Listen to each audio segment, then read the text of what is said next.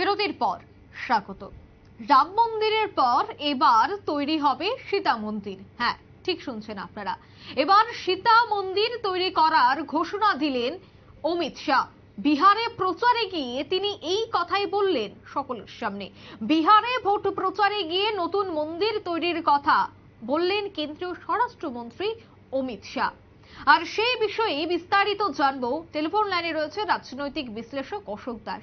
কতটা প্রভাব পড়বে ওনার এই বক্তব্যে, সে বিষয়টা নিয়েই আমরা বিস্তারিত জানছি। অশোক বাবু, প্রথমে আপনাকে নিউজ ভ্যানগার্ডের পর্দায় স্বাগত জানাচ্ছি। নমস্কার।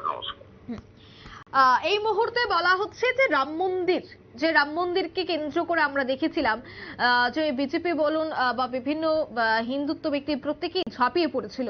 এবার রাম মন্দিরের পর সীতা মন্দির তৈরির ঘোষণা দিয়েছেন অমিত শাহ। কি মনে হয়, সীতাকে সামনে রেখে মহিলা ভোট টানতেই কি এই কৌশল এবার নিয়েছেন বিজেপি? দেখুন, এই যে কয়েকদিন ধরে আপনাদের চ্যানেলে আপনারা বলবার সুযোগ দিচ্ছেন, তার জন্য ধন্যবাদ।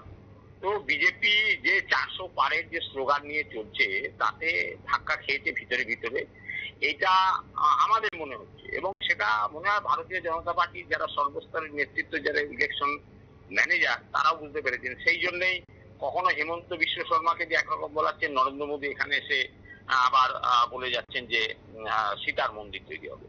তো এটা তো ওনাদের যে দলের যে আজকে থেকে না, দীর্ঘদিনের যে পলিসি আছে, সেই পলিসি অনুযায়ী ওনারা হিন্দুত্বের কার্ড খেলছেন, হিন্দুত্বের তাস খেলছেন, খেলে যাতে হিন্দু ভোটকে কনসলিডেট করা যায়, তার জন্য চেষ্টা চালাচ্ছে। এটা সেই সীতার মন্দির, মানে রামের মন্দির তৈরি হয়ে গেছে। সীতা অর্থাৎ এই জনক রাজার কন্যা, আর তিনি কোথায় ছিলেন? মিথিলাঞ্চল, এই যে সীতামারি, একেবারে নেপালের সীমান্তর কাছাকাছি। তো সেই জায়গা থেকে তারা সেই জায়গাটাকে বেছে নিয়েছেন। এবং বিহারে যেখানে লালু যাদব কংগ্রেস এরা যে একটা কম্বিনেশন তৈরি করেছে, MY কম্বিনেশন, মুসলিম এবং যাদব কম্বিনেশন, তার সঙ্গে তপশিলি সম্প্রদায় কম্বিনেশন, সেই কম্বিনেশনকে ভাগার জন্য অমিত শাহজি তিনি ওখানে যে একটা এমন কার্ড ফেলেছেন, যে কার্ডের ফলে এই কম্বিনেশনকে যাতে ভাঙা যায়। কারণ যাদবী বলুন আর অন্য সম্প্রদায় বলুন, হিন্দুদের একটা তো আরাধ্য দেব দেবীর মধ্যে তো পড়ে যাচ্ছেন। সেই জায়গা থেকে তাই এই কার্ডটা খেলেছেন উনি, যাতে যেমন ইন্ডিয়া জোট যে তাস খেলছে, তাদের যে ধর্মীয়, তারাও এক ধরনের ধর্মীয় তাস খেলছে, তারাও এক ধরনের কি বলা যায়, একটা বিভেদের রাজনীতি করছে। তো এরাও সেই জন্য সেই একটা বিভেদের রাজনীতি করে যাতে একটা ভোটে ভালো ফল, আগামী দিনে যে 3টে বাকি আছে, এখনো 3টে, সেইটা যাতে ভালো ফল করা যায় সেই জন্য চেষ্টা করছে। একদমই।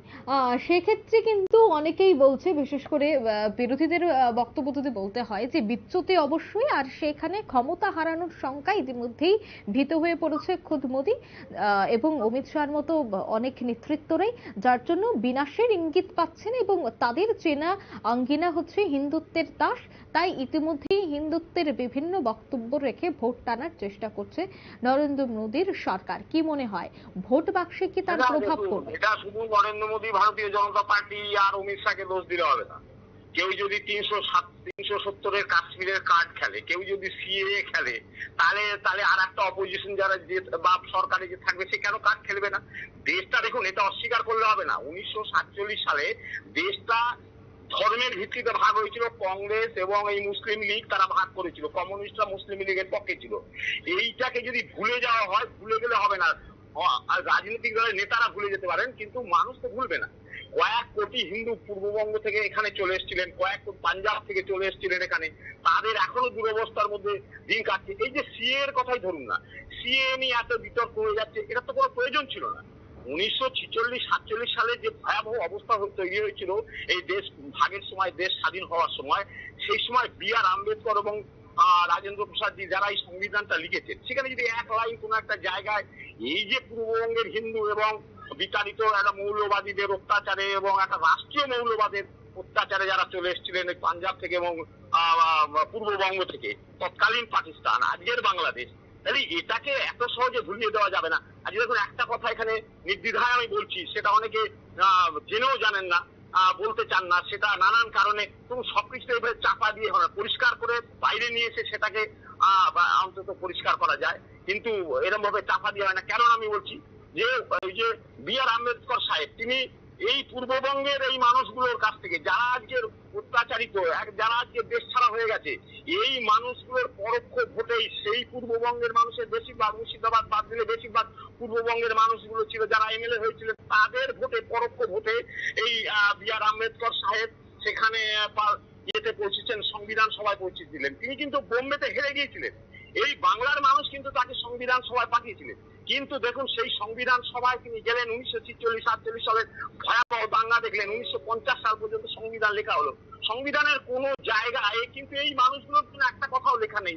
আর পরিষ্কার ভাবে যদি সেই সময় লিখে রেখে যেতেন তাহলে আজকের এই সিএর প্রয়োজনই হতো না, সিএর দরকারই হতো না। তাহলে বিজেপি তো এই কাজটা খেলবেই। কারণ হচ্ছে একটা বিশাল সংখ্যক মানুষের মধ্যে একটা ক্ষোভ আছে। এই ক্ষোভটাকে ওই 370-এর বুলি আউড়িয়ে যেমন তারা করে যাচ্ছেন, সিএর বুলি আউড়িয়ে যেন তারা ভোট ক্যাচিং এর ব্যবস্থা করে যাচ্ছেন ইন্ডিয়া জোট, তারা আরো অপোজিশন, যারা আমি এখানে সরকার পক্ষকে অপোজিশনই বলবো, তারা অপোজিশন যদি সেটা করে, মোদী যদি সেটা করে, অমিত শাহ যদি সেটা করে, তাহলে দোষ হয়ে যাবে। আর তারা যে সারা ভারতবর্ষে 1946 সাল থেকে এই কাণ্ডগুলো করে আসছে, তাদের দোষ নেই। একদমই। আর সেক্ষেত্রে এই 2024-এর নির্বাচনকে মনে করছিল যে বিজেপির নেতৃত্বরা যে নিতান্ত এক বেশে বা মেরে বা ইতিমধ্যেই তারা অনায়াসেই ভোট জিতে যাবেন, কিন্তু সেক্ষেত্রে হঠাৎই যেন চেনা দৃশ্যপট বদলে যেতে শুরু করেছে, এমনটাই মনে করছে বিশেষজ্ঞরা। আপনি তাতে কতটা সহমত পোষণ করছেন? সত্যিই কি হঠাৎই চেনা দৃশ্যপট বদলে যাচ্ছে? দেখুন, আপনাদের এই চ্যানেলে আমি 3 দিন পর্যন্ত বলছি, একটা কথাই বলছি যে বিজেপির কপালে দুঃখ আছে। কারণ তারা যেভাবে ভেবেছিল 400 পার করে দেবো বলে যে একটা হাওয়া তোলার ফলে যে অবস্থা তৈরি হয়েছে, তাদের নিজেদের মধ্যে ওয়ার্কার থেকে আরম্ভ করে, নেতা থেকে আরম্ভ করে, সমস্ত তাদের সাপোর্টার পর্যন্ত, তাদের ভোটার পর্যন্ত, তাদের মধ্যে এমন একটা গা ছাড়া ভাব, ভিনেটারা ভাব এসে গেছে, যার ফলে পরোক্ষভাবে যেমন নদীর এক ফুল ভাঙলে আর ফুল গড়ে, সেরকম ইন্ডিয়া জোটের সুবিধা হয়ে গেছে। সেই জায়গা থেকে ইন্ডিয়া জোট সেই কাজটা করে। যতই তাদের মধ্যে বিভেদ থাকুক, কোনো জায়গায় নেই। কেরলে বিভেদ আছে, পশ্চিমবঙ্গে বিভেদ আছে, মমতা ব্যানার্জি আলাদা লড়ছে, এখানে কংগ্রেস আর সিপিএম একসঙ্গে লড়ছে, অথচ তারা, মমতা ব্যানার্জি বলছে আমি জিতলে পরে ইন্ডিয়া জোটকে সমর্থন করবো। তা সত্ত্বেও তাদের কেন ফলটা ভালো হচ্ছে সেটাও তো ভারতীয় জনতা পার্টিকে দেখা দরকার আছে। তারা কেন কেরলের কমিউনিস্ট পার্টির সঙ্গে মতদ্বৈধতা হচ্ছে, কংগ্রেস পার্টি যেখানে প্রার্থী হয়েছে রাহুল গান্ধী, তা সত্ত্বেও কেন তারা একটা ভালো জায়গা পাচ্ছে বলে মনে হচ্ছে পর্যবেক্ষক মহলের এবং মিডিয়ার মহলের? সেটার জন্য তো কারা দায়ী? সেটার জন্য তো ভারতীয় জনতা পার্টি এবং তাদের যে ম্যানেজাররা দায়ী। তো তাদের তো সেইটা বুঝতে পেরেছে ভারতীয় জনতা পার্টি। বুঝতে পেরেই তারা এখন প্রবল ভাবে তাদের কার্ডগুলো খেলে যাচ্ছে একটার পর একটা। যেমন কাশ্মীর কার্ড খেলে গেল, অধিকৃত কাশ্মীর কার্ড হেমন্ত বিশ্ব শর্মাকে দিয়ে খেললো, এখানে এসে সীতামারিতে খেলছে, যাতে তাদের ভোটারদের একটা অনুপ্রাণিত করা যায়, তাদের ভোটারদের একাট্টা করা যায়, তাদের ভোটাররা যাতে ভোটের দিন যে ব্যাপকভাবে ভারতীয় জনতা পার্টি বা এনডিএ জোটকে ভোট দেয়, তার জন্য তারা চেষ্টা করছে। তো অন্যায়ের কি আছে? একদমই। ধন্যবাদ অশোক বাবু। নমস্কার। অর্থাৎ সীতাকে সামনে রেখে মহিলা ভোট টানার চেষ্টা, এমনটাই মনে করছেন রাজনৈতিক বিশ্লেষকরা। যদিও ইতিমধ্যেই বিজেপি বলছে বা অমিত শাহ বলছে যে বিহারে এবার সীতার মন্দির তৈরি করা হবে। নিয়ে নিচ্ছে ছোট্ট একটি বিজ্ঞাপন বিরতির সঙ্গে থাকুন।